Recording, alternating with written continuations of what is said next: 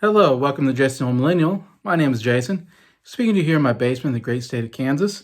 And this is my weekly what I've been watching over the week. So I'm going to go over four movies slash TV specials that I have been watching and give you my views here on Jason the Old Millennial.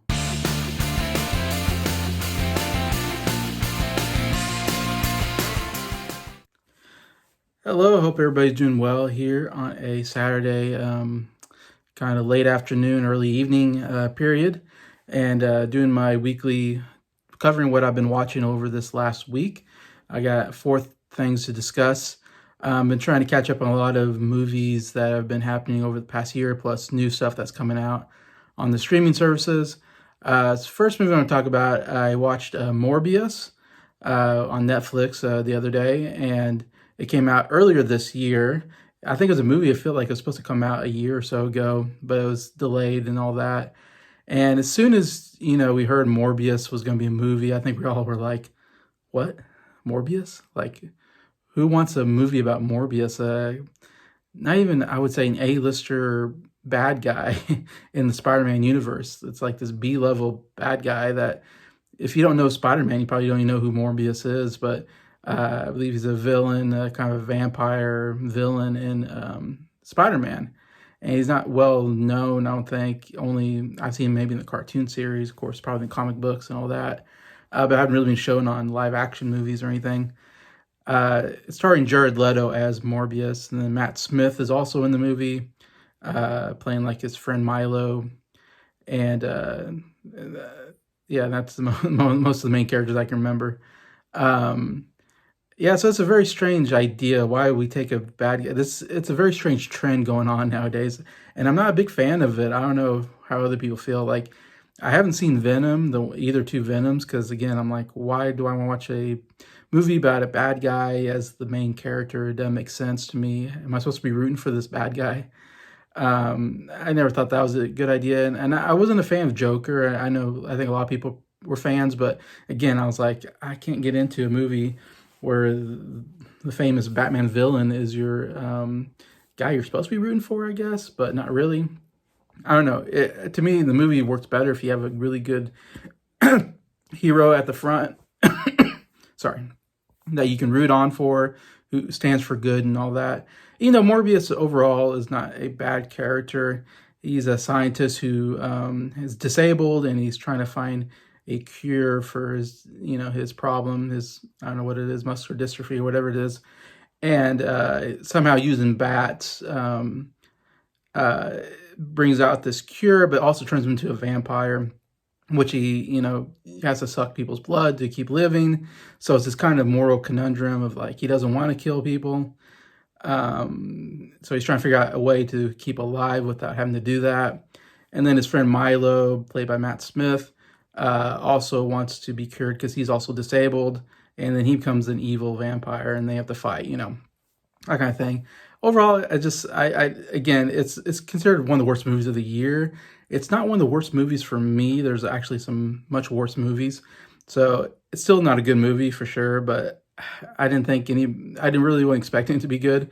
So when I watching it, I wasn't disappointed at all. I was like, okay, it's about what I thought it was going to be. Yeah, I just didn't care for the character, the storyline all that much. And when they did action scenes, they blurred, all the actions were very blurry on purpose, I guess, to show that they're like superhuman, fast, and so when they moved, it was very blurry, like, oh, they're moving very fast because they're blurry. And so that was a little annoying kind of idea behind that the director or whoever had behind how to show how they're different, they're super powered. Wasn't crazy about that. I wasn't really crazy about any of the action scenes, to be honest. And it's pretty, predictable. Matt Smith, his friend, is going to be the villain, and they have to fight. And they didn't really they kind of touch at the end, like, oh, he's going to have to kill his best friend. But I don't know, it didn't really bring out enough emotion in there to make me go, oh, I'm sad that he's killing his friend. There probably should be a little more emotion into that scene, because when you think about it, it is kind of a sad scene, killing your best friend. So I don't know, not enough emotions there. Matt Smith is really hamming it up. And he does this thing when he's not a bad guy until he gets the super powered, vampire thing, and then becomes ultimate evil all of a sudden out of nowhere.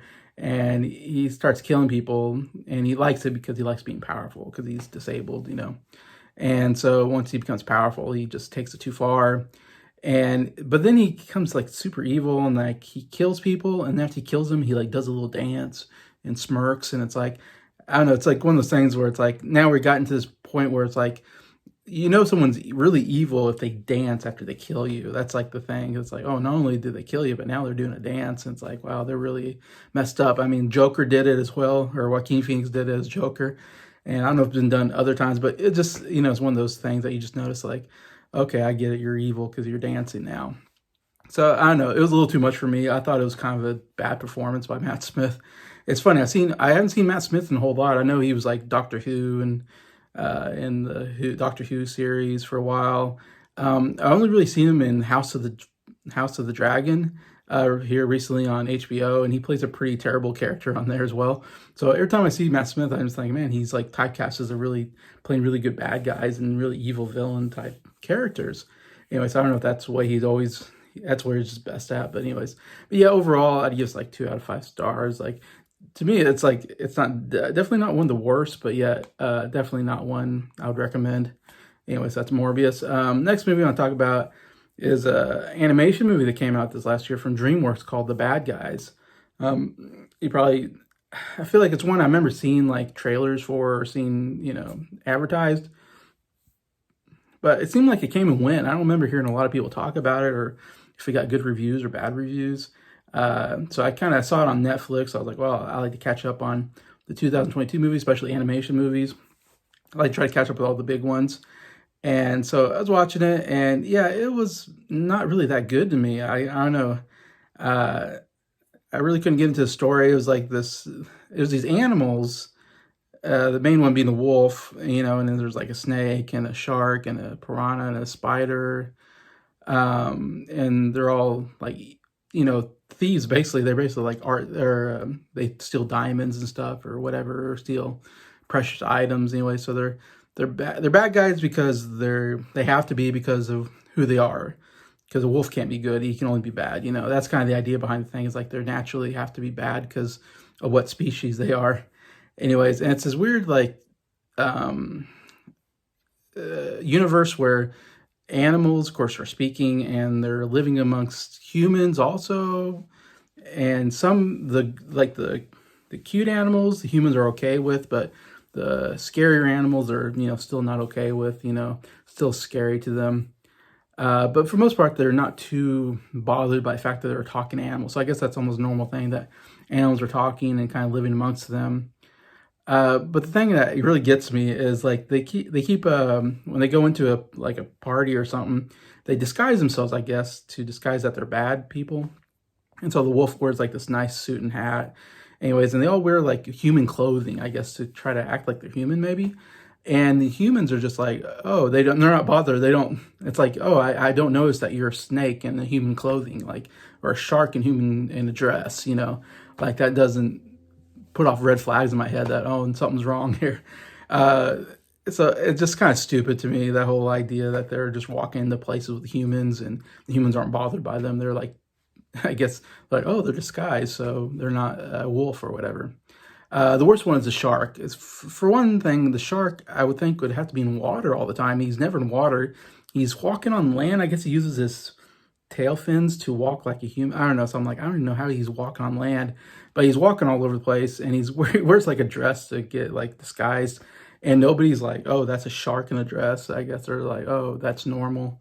I don't know. It's just kind of stupid to me. Like, okay, everybody's an idiot or something. And yeah, the storyline just didn't really catch me. Didn't think it was that funny. I didn't think the storyline was all that interesting, or the characters. And there's something weird about the animation. They did something different about the animation style that I didn't like. And the way they did humans, especially, I was like, I don't know, the human characters are just off animation wise.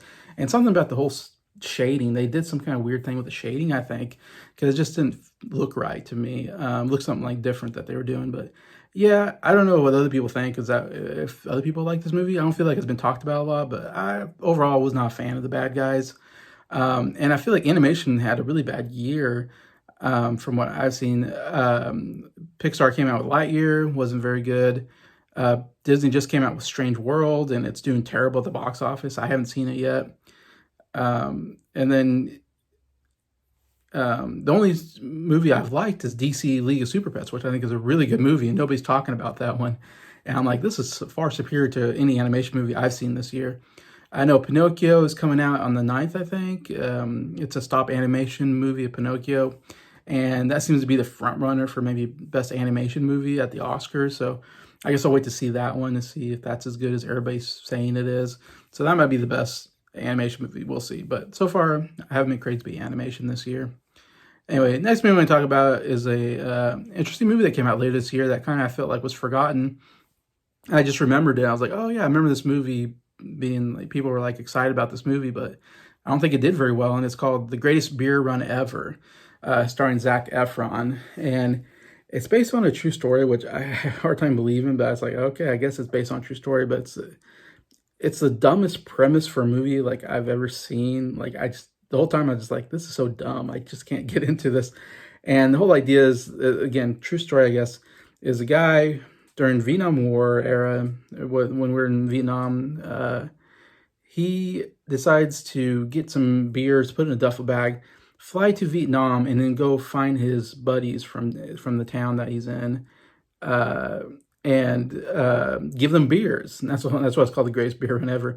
He's going around to give them an American beer, I guess, and say like we haven't forgotten you, I guess, and try to give them something to remind them of home, maybe. I don't know. To me, like I said, I guess if that really happened, that's such a dumb thing. Like, who cares about giving beer to soldiers? Like, don't they have beer there or something equivalent? Like, I don't know if that's important enough to do that. I still don't understand how he got over there. How are you able to fly to Vietnam during the war and then walk amongst soldiers? And you're not a soldier, you're just a civilian with a duffel bag of beer, just giving out beers to people. And you're putting yourself in danger, of course, and you're putting other people in danger. So it's not a smart thing to do.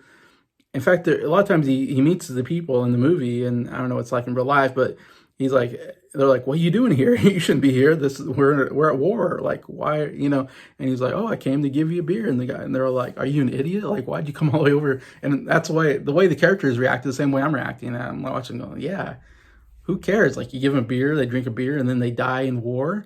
Like, how does that help anybody? Like who cares if they get to drink a beer before they die? Of course, I think all his friends actually survive at the end because they have pictures at the end of them as they're older anyways. But just the sentiment of like, okay, you risk your life to give them a beer and then they could get shot or blown up at any moment. Like, does that really do that much for their morale? I don't know. I just couldn't get into that whole premise. It was just so dumb. Like I said, I keep saying that, but it's just true. It was just, and even though it's a true story, it still doesn't take the fact that it was just a dumb idea to do in real life and to do in a movie, and I couldn't latch on to the characters.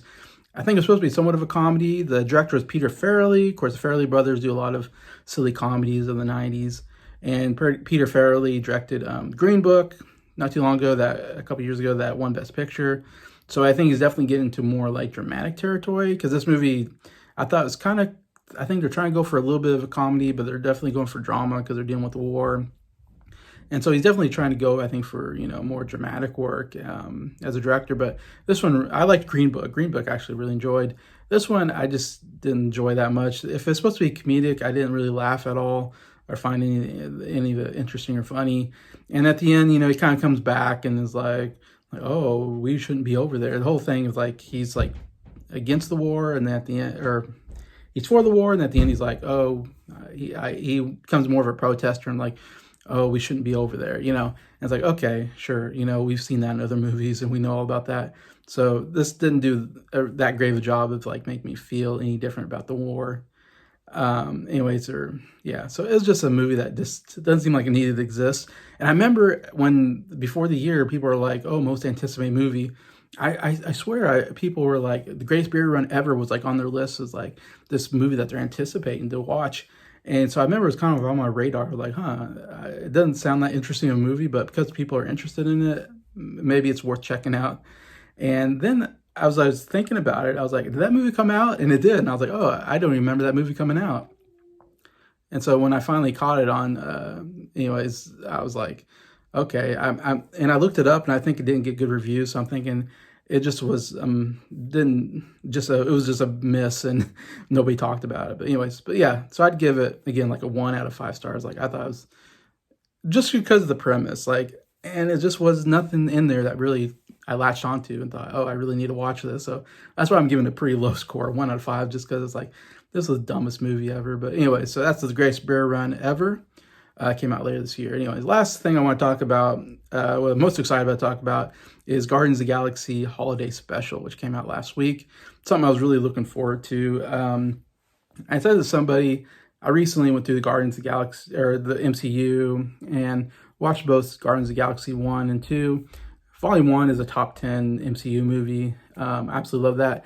2, I didn't like at first, but then as I'm rewatching it, I really like the second one as well. And so I'm kind of like, wow, I really enjoy the Guardians of the Galaxy anytime. And I like them when they're in Infinity War and Endgame, and even the little part of Thor, Love and Thunder. I enjoyed seeing them there. So it's like, I just really love Guardians of the Galaxy. And in fact, they might be the best movie franchise in the MCU. If they can nail the third movie, which trailer came out recently. Holiday Special was great. I absolutely loved it. Totally knocked it out of the park what I was hoping it was going to be. Yeah, so Guardians of the Galaxy is just hitting on fire, I think. And yeah, definitely I think it's maybe the best franchise because they've hit everything time I see them, they just hit it out of the park. Some say Iron Man. I was like, I didn't like Iron Man 2, and you can talk about Captain America, but I didn't like the first Captain America, so that's just me. But you can say the Avengers maybe as a franchise. Yeah, that's probably the best one. But yeah, this definitely is so good because I love the combination of humor and action, and just the whole design of the characters and the outer space worlds. I love how they design everything. The color schemes are really great and just unique, and just a lot of fun to watch. And the Holiday Special, it really it's a 45-minute special anyways, and it mostly is Drax and Mantis kind of go on this mission to kidnap. If you've seen the trailers, they go on to kidnap Kevin Bacon because Star-Lord or whatever always talks about Kevin Bacon movies like Footloose and stuff. And so they think Kevin Bacon's like a big deal. They don't realize he's just an actor. They think he's a real hero. So they go to kidnap him to bring him to Peter Quill, Star-Lord, to kind of, because he's away from home and he misses Christmas, and try to, try to get his spirits up and all that. Anyways, and so it's mostly a Drax and Mantis story. And man, they work so well together. They kind of, since Mantis came in on Volume 2, Guardians of the Galaxy Volume 2, and kind of came in, she was working for the bad guy, but she was good. And then she kind of just came onto the crew and just kind of, all of a sudden she's part of the Guardians of the Galaxy crew, and she really fits in really nice. And this is definitely her best work, I think. Like, I don't know who the actress is, but the actress who plays Mantis, I mean, she did a really great job. I thought her character really shined in this special. She was kind of almost the main character. But yeah, her and Drax kind of hit it off since Volume 2, actually. They've been kind of doing a lot of scenes together anyway. So it was great seeing them together again, kind of on this mission. And I always thought Drax kind of came off at the beginning I thought he was a serious character, but then at Volume 2, he's more comedic. And this one, he's very comedic. I mean, he's pretty much all comedy. Dave Bautista, who plays Drax, is pretty much just a comedic character now, even though he's supposed to be like this big, strong, tough guy. And at first I was like, I don't know, I feel like he shouldn't be so comedic because they already have Rocket, they already have Peter Quill that are funny. Do they need him to be funny? But yet it really works in this special for me as I'm watching it. He's absolutely, I mean, Batista, you never knew. I followed him since he was a professional wrestler. Never knew he could be that funny, and he's really latched onto his character and brings a lot of humor into it. But yeah, Mantis and Drax really work off each other very, very well as characters. And it was a real pleasure seeing them go on this mission to get Kevin Bacon and not really understand human, etiquette and the way humans, think and all that. And That was all really great. And then the ending when they bring them all together. And I'd say like everything looked really good. The set design is absolutely fantastic. They put Christmas lights everywhere, and really the set decorations just really Christmassy. I thought it was really great. I loved the ending when they bring Kevin Bacon to him. The only thing is Groot looks very strange. Like he's not like, I don't know if it was a guy in a suit. It looked like a big guy in like a Groot suit. I don't know. It wasn't like a, because Groot's usually kind of skinny tree thing, and here he's very bulky. So it was kind of, Groot was kind of strange to look at. It was the only thing I'd say, but yeah, I love the whole scene, and I said it's very funny. The whole special was make me, I laughed throughout the whole thing. Very funny, which I enjoy. And then at the end, there's a really interesting reveal. I won't say what it is here. I guess I'd say watch it for sure. I highly recommend the holiday special, Guardians of the Galaxy. But there's actually a reveal at the beginning, actually, and then at the end, there's this reveal that's actually very heartwarming. And I actually found myself going, wow, like I'm like really kind of touched, by this ending. And so I didn't expect that to happen. So I was like, wow, like the special was funny, and it also was very touching and heartwarming too at the end. So yeah, I did. It's one of the best specials I think I've ever seen. I really couldn't recommend it enough. Really enjoyed it. All the characters are in it. It's great. There's a couple musical numbers. The first one I really enjoyed. It was very catchy, and I kept singing it in my head.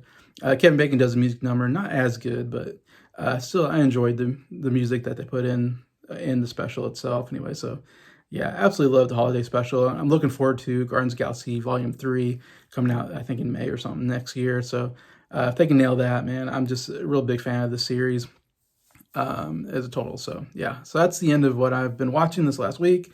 Feel free to, the comments, say what do you think? Did you like these movies or the special? Did you not like them? Where am I wrong? Love to read the comments, see what you guys think. And again, just thank you for watching this video. Thank you for liking it. And thank you to all the subscribers for supporting the channel. I appreciate you all. Hope you have a good day.